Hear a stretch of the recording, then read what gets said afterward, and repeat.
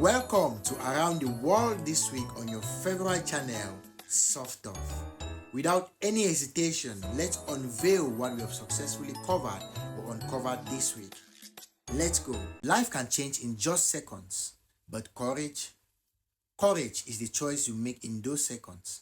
And that's what makes this story impossible to forget. They say your life can change in a single second, but for one driver in Corsica, it wasn't 1 second.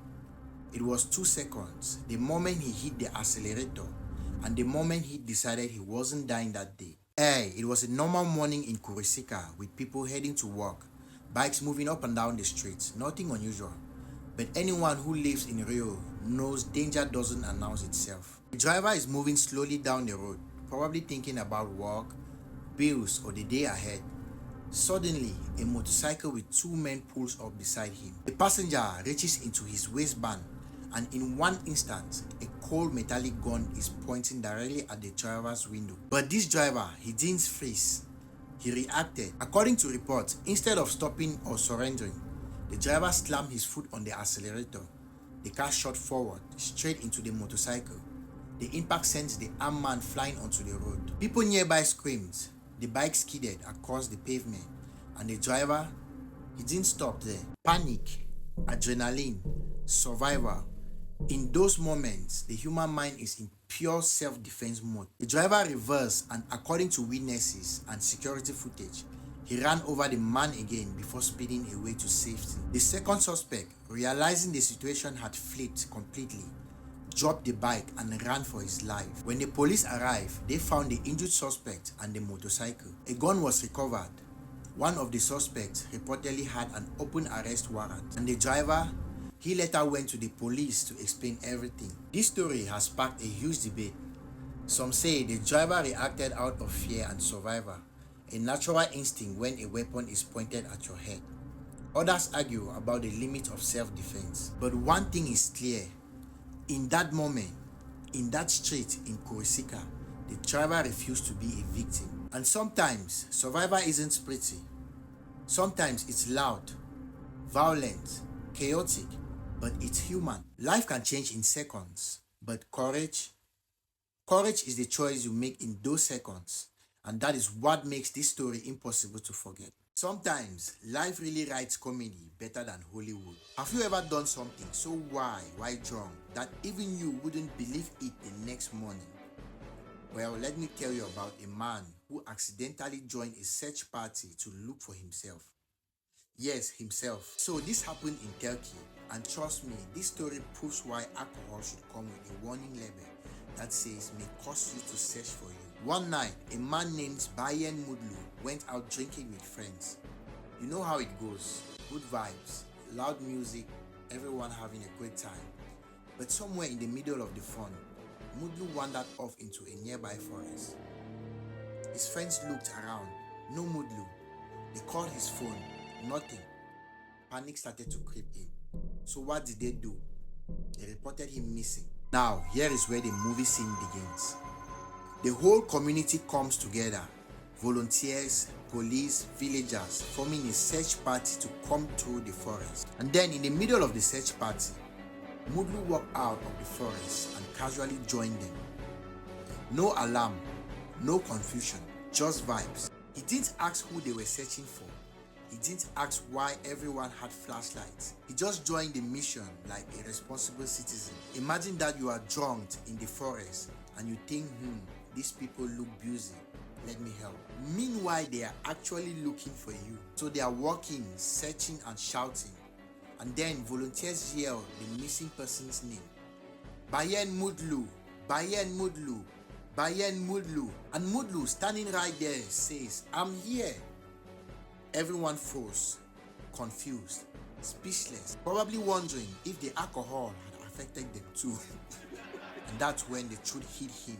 He had spent almost 30 minutes helping people searching for himself. Sometimes, life really writes comedy better than Hollywood. The story went viral worldwide, not just because it's funny, but because it shows how unpredictable, ridiculous, and downright unbelievable real life can be. So next time you overdrink, remember, it's all fun and games until you join a search party looking for you.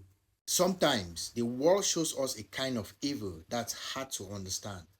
Because while most people pray for peace, for food, for safety, there are others, rich privilege, untouched by war, who use their money to buy pain. And the story I am about to tell you is one of the darkest examples. Imagine this, a city surrounded, families running for their lives, children afraid to look out a window because a single bullet could end everything. Now, imagine someone somewhere in another country pulling out their checkbook, not to donate, not to help, not to save lives, but to fly into a war zone for the thrill of taking them. This is the story of the so-called human safaris in Sarajevo, where it's alleged that wealthy foreigners pay thousands just to shoot at innocent civilians. And if this doesn't break your heart, it should, because it shows how far people can fall and why the world needs voices that tell the truth.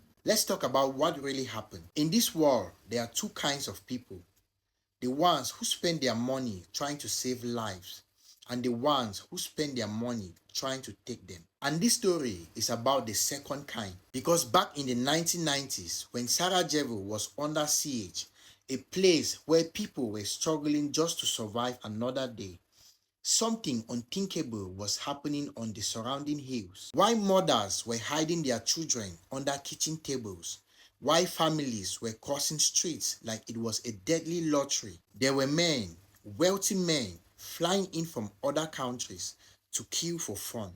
Yes, for fun. They called it human safaris, a name so cold, so heartless, it feels like it shouldn't even exist in the same world as the word human. According to investigators and witnesses, some rich foreigners paid thousands of dollars to be taken to sniper positions overlooking the city, not for politics, not for war, but for thrill.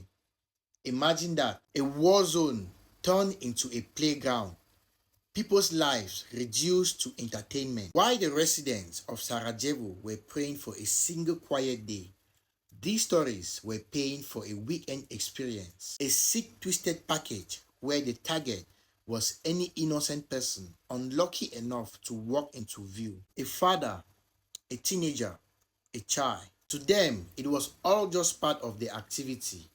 And here is the part that shakes your soul. Some of these allegations say there was even a price list where certain victims cost more, as if human life could be purchased, measured, and destroyed like it was nothing. Decades later, many people tried to bury this story. Some denied it, some pretended it never happened, some hoped time would erase the truth. But now, everything is resurfacing because Milan prosecutors in Italy have opened an official investigation, digging through testimonies, documents, and intelligence reports, trying to identify the people who turned war into a sport, trying to give justice to victims who never even knew they were part of someone's weekend plan. And here is the twist no one sees coming. Why these rich foreigners were paying money to kill. The people inside Sarajevo, the ones they targeted, were paying something far more valuable to stay alive. Hope.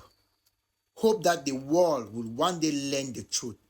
Hope that justice will one day knock on the right doors. Hope that humanity will choose compassion over cruelty. And today, that hope is finally being heard because the world is waking up to this story and refusing to look away. Real stories, real life, real talk with Suff Tuff. Thanks for watching, fam.